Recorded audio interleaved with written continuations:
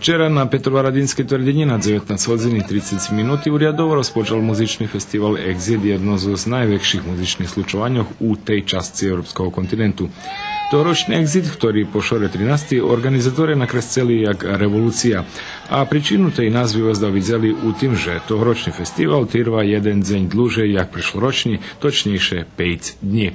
No dajakej pravdivej revolucionárnosti, což konceptu festivala dotýka, tu nebolo. Na hlavnej bini hrali relatívno poznatí muzičare, o čím kvalitetu nebudeme teoretisať, trímajúci še pravila, že še o smakoch nerozpravia.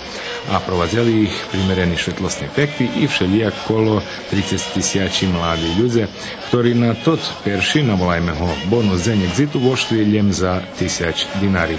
No a keľo bolo dinari, teľo bolo i muziky. Peršoho, to jest bonus dňa na Exitu, robila ljem jedna bina, main, to jest hlavná festivalská bina, na ktorej z nahody 120 ročníci od narodzenia Nikoli Tesly so s performansom Tesla Ante Portas nastúpili nožemní umetnickí trupy Eria 51 i Arkadia, jak i domašní Alternácia i Duplo dno.